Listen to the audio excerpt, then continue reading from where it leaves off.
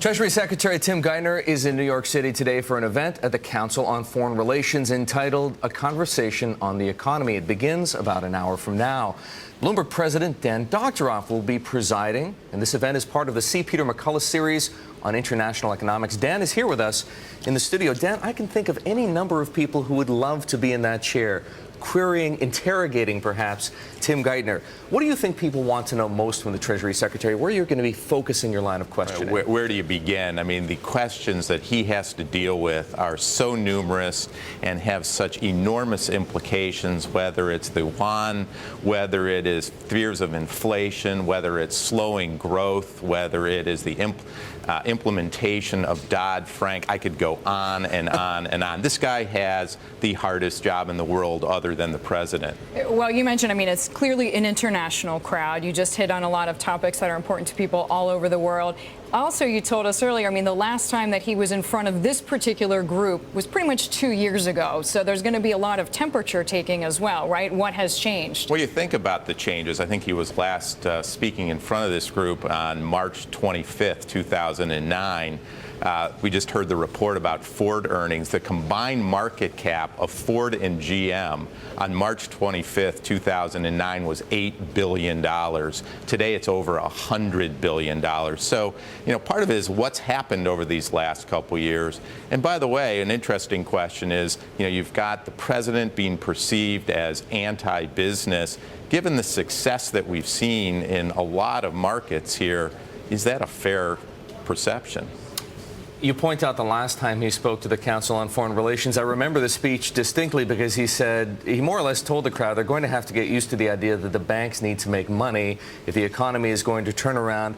That's actually happening. The economy maybe hasn't turned around, but it's certainly not contracting any longer. And then this 2-year period happened where a lot of the attention went to international issues, and Tim Geithner was arguing about what the U.S. policy on China should be.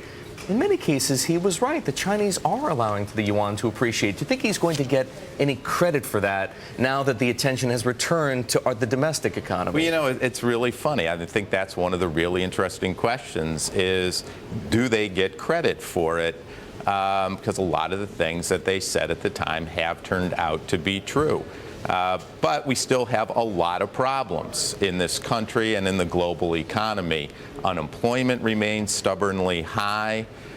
We're having lower growth in general forecasted now. We've got fears of inflation and global crises clearly threaten global stability from a financial perspective. So the job never ends, and the new challenges for him just keep coming. Well, you mentioned inflation. We know the Fed meeting begins today. I mean, I'm assuming no one in the crowd is going to treat Geithner as they would Bernanke, but there have to be a lot of questions about the U.S.'s stances that Geithner may or may not be able to address about the U.S. staying on hold while some emerging market countries are actually raising rates.